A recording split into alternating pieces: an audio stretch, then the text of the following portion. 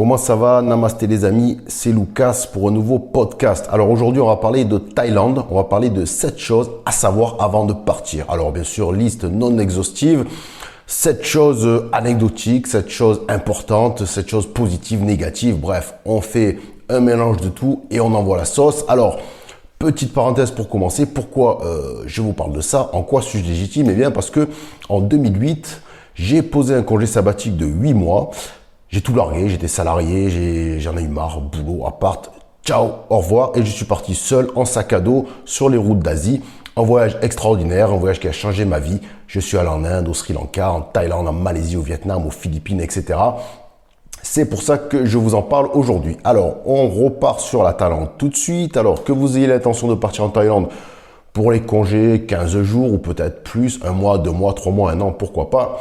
On va parler des choses qu'il faut savoir, de certaines choses à savoir.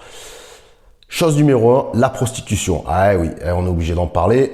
Vous le savez, la Thaïlande, on dit que la Thaïlande est le bordel, le défouloir de la planète. Eh bien, vous savez quoi? C'est la vérité. Eh oui. Et c'est même 100 fois pire que ce que l'on peut imaginer, ce que l'on peut voir dans les films. La prostitution est omniprésente. Il y a des bordels partout, ça tapine partout, il y a des bars à gogo, c'est impressionnant. Même moi, qui ne suis pas quelqu'un de choquable facilement, parfois, dans certains quartiers de Phuket, Pattaya ou Bangkok, j'avoue que non, là, ça va trop loin, les gars. Et si je vous parle de la prostitution, bon, c'est pas pour vous dire allez au pute, n'allez pas au pute, non, ça on s'en fout, je m'en fous. Moi, ce dont je vous parle, c'est d'une prostitution un peu différente, qui est plus subtile et que l'on trouve souvent en Thaïlande, et donc je suis tombé dessus, je vais vous expliquer, c'est que, ok, d'un côté il y a les putes, les bordels, ou celles qui font le trottoir, ça c'est clairement identifiable, on y va, on n'y va pas, c'est votre problème, c'est pas le mien. Ensuite il y a ce que j'appelle les demi-putes. C'est-à-dire que ce sont des filles normales qui peut-être la journée travaillent dans un bureau, travaillent dans un magasin, voilà, qui ne sont pas prostituées. Et puis ces filles, eh bien, comme tout le monde, elles sortent le soir, elles vont en boîte, dans les bars. Et en fait, ce genre de filles, bon, ça m'est arrivé, je veux dire concrètement, voilà ce qui s'est passé. C'est-à-dire que vous êtes dans un bar avec un pote ou tout seul, peu importe, en boîte de nuit. Vous voyez deux filles charmantes, vous allez vous les aborder, soit elles vont venir vous parler, ça discute pendant un quart d'heure, 1 heure, 2 heures.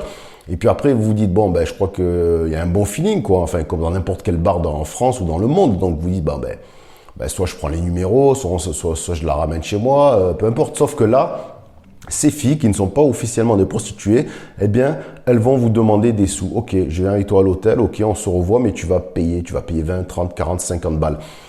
C'est ce que j'appelle les semi-prostituées. C'est-à-dire que ce sont des filles qui ne le sont pas, mais vu qu'elles voient ta gueule de touriste, d'étranger, elles se disent, lui, il a du fric, alors, ok, tu sais, il est possible que tu lui plaises réellement, qu'elle veuille vraiment coucher avec toi, mais elle se dit, tant qu'à faire, autant gratter un petit billet. Donc, sache-le, méfie-toi, hein, c'est pas parce que tu crois que la fille est sympa, tu la rencontres dans un lieu où il n'y a pas de prostituées, à un moment donné, 9 fois sur 10, on va te demander du fric. Donc, prépare-toi à ça.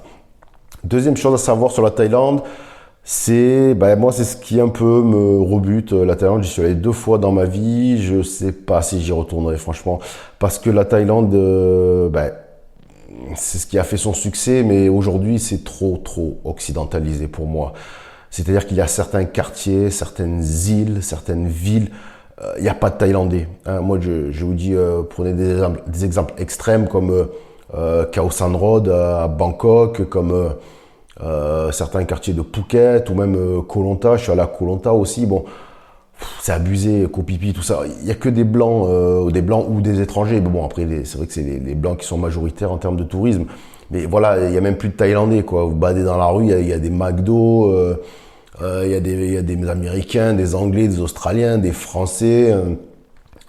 Ça devient n'importe quoi. Voilà, c'est trop occidentalisé, c'est dommage.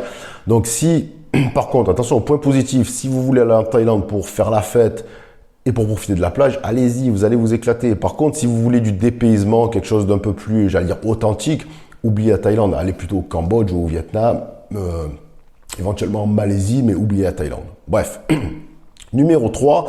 c'est un peu la conséquence de ça, c'est que la vie est un peu plus chère en Thaïlande que dans d'autres pays comme le Vietnam, je l'ai déjà dit, le Cambodge, l'Inde, le Sri Lanka, etc. Ben pourquoi? Ben forcément, il y a beaucoup de touristes, donc les prix montent. Alors certes, 1 € équivaut à peu près au moment où je vous parle entre 34 et 38 bahts, donc ça va, il y a encore de la marge, mais ben forcément les prix flambent et ils flambent d'autant plus quand on arrive à l'apogée de la saison touristique. Donc l'apogée, c'est quoi? C'est décembre, janvier, février, mars, avril à peu près. Donc, si vous allez à cette période, la vie sera plus chère et vous aurez que des étrangers. Donc, faites gaffe. Tout dépend ce que vous cherchez. Je le disais tout à l'heure.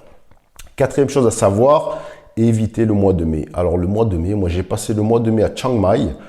Waouh, j'ai cru que j'allais mourir, faire une crise cardiaque. C'est un truc de fou. C'est-à-dire qu'il fait je sais pas combien de degrés, mais en tout cas en ressenti, je vous jure, c'est du 60 degrés en ressenti. Vous savez, en France, on vous dit ressenti 30, tu vas dehors, tu vas dire, putain, c'est la canicule, il fait 40.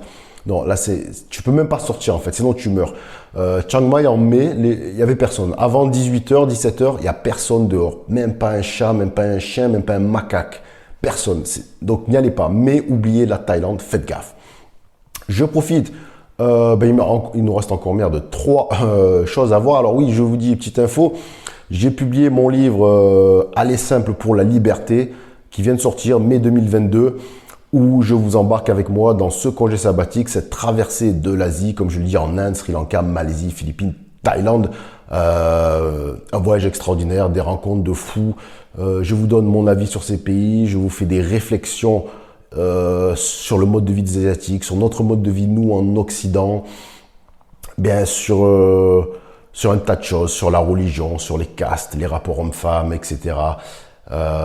Donc, si ça vous intéresse, si vous êtes prêt pour partir en Asie, eh bien, ce livre vous intéressera, il vous donnera une idée de ce à quoi vous attendre et j'espère vous donnera l'envie de vous bouger parce que le voyage, c'est quand même la plus belle chose dans la vie. L'une des plus belles choses, attention, n'exagérons rien. Numéro 5, on continue. C'est un peu dans ce que je disais tout à l'heure, un peu avec l'occidentalisation, la prostitution. Bon, c'est que, en gros, en Thaïlande, on peut faire tout ce qu'on veut. Voilà. C'est le pays des excès. On peut faire tout. Je ne vais pas rentrer dans les détails, vous savez ce que ça veut dire. Après, ça ne concerne pas que la prostitution, ça peut être l'alcool, ça peut être faire du jet ski, ça peut être tirer à l'arme automatique, ça peut être... C'est n'importe quoi en fait. Voilà, il y a des lois, mais tout le monde s'en fout. En fait, tout le monde est corrompu, les flics sont corrompus à mort là-bas. Donc, vous pouvez faire tout ce que vous voulez. C'est positif, c'est négatif, à vous de voir. Il y a des excès qui deviennent des fois glauques, qui craignent. À vous de voir. Mais en tout cas, si vous avez les sous, vous pourrez faire quasiment tout ce que vous voulez. C'est le paradis de la liberté, dans un sens. Dans un autre, c'est aussi il y a un petit côté dramatique, un petit côté trop excessif. Bref, sixième chose à savoir, pour moi, alors c'est subjectif, mais je pense qu'on est beaucoup à penser pareil, c'est que c'est avec la nourriture asiatique, avec la nourriture indienne qui est ma préférée, c'est probablement la meilleure nourriture d'Asie. Donc, allez-y, c'est pas trop cher encore, vous avez de la street food partout, pour avoir jus de l'eau de coco, jus de pastèque, pamplemousse, je raconte moi, kiwi, mangue, noodles, canard, brochettes, poissons, vous avez tout ce que vous voulez. Il y a en permanence dans les villes des marchés de nuit, non-stop, n'importe quelle heure vous bouffez ce que vous voulez, c'est pas trop cher, c'est super bon, donc la bouffe thaï, c'est un point positif. Septième chose, ça concerne les escroqueries taxis. Vous le savez, les taxis, bon, même en France, des fois, ils sont un peu limites. Quand ils attrapent un touriste, des fois, ils le font tourner 2 heures pour lui faire payer plus. Bon, alors en Asie, particulièrement en Thaïlande, surtout, méfiez-vous des taxis traditionnels. Ils vont voir votre gueule de blanc-bec ou d'étranger, ils vont dire, lui, je vais l'estanquer, je vais l'arnaquer. Donc, 2 choses. Si vous voulez pas vous faire avoir, 2 choses à savoir. La première, vous montez dans un taxi, put the meter. Put the meter, ça veut dire mets le compteur. Il faut que le type mette le compteur devant vous parce que s'il le met pas, le prix à l'arrivée, ça va être freestyle. Il va vous dire n'importe quoi. Et là, même si vous savez qu'il vous arnaque, vous refusez de payer, vous allez rentrer dans du bordel, ça va gueuler, ça va s'embrouiller. Bon, laissez tomber. Donc, un taxi qui ne met pas le compteur dès le départ, vous sortez. Cherchez même pas. Deuxième chose, si vous voulez éviter de vous faire arnaquer, eh bien, prenez Grab. Alors, Grab, c'est quoi ? c'est l'équivalent de Uber en France. Ben, Grab, c'est le numéro 1 en Asie. C'est exactement le même principe. Tu réserves ton chauffeur sur une appli, il vient te chercher. Le prix, tu le connais à l'avance. Au moins, tu ne te fais pas avoir. Alors, moi, je vous conseille Grab. Moi, je connaissais pas. Même Uber en France, je l'utilisais jamais. J'étais plutôt contre. Mais à un moment donné, quand tous les taxis d'Asie, du monde entier, de Thaïlande veulent te niquer, bon, ben écoute, tu ne vas plus chez eux et tu te rabats sur Grab. Donc, Grab, téléchargez l'appli si vous allez en Thaïlande. Sinon, vous allez vous faire arnaquer. Voilà, on a terminé pour les 7 choses à savoir sur la Thaïlande. Je ferai des vidéos sur d'autres pays que j'ai traversés, l'Inde, la Malaisie, Sri Lanka, Vietnam, Philippines, etc. Petit rappel, eh bien, mon livre Allez simple pour la liberté, qui je pense vous intéressera si vous avez écouté cette vidéo, ce podcast jusqu'au bout. Je vous mets le lien dans la description. Une aventure, un voyage en Asie de 8 mois qui a littéralement changé ma vie. Changé ma vie concrètement, matériellement. Hein, je ne parle pas de changer mon état d'esprit. Ça l'a changé concrètement. Et puis ça a aussi... ça a changé mes paradigmes, ma vision de la vie, ma vision de la France, ma vision de l'Occident, ma vision du monde. Donc si vous voulez aussi vous lancer sur les routes en Asie, je vous le conseille. Vous allez apprendre tout ce que vous voulez savoir. Mais au-delà de ça, c'est pas ça qui est le plus important. C'est que ça va, j'espère, vous donner le déclic. Parce que moi aussi, j'ai mis du temps avant d'avoir le déclic, de tout envoyer chier pour partir voyager. Donc si vous manque ce déclic, allez simple pour la liberté. Je pense que après avoir fermé ce livre, vous allez aussi partir. Allez, merci de m'avoir écouté. Ciao, ciao.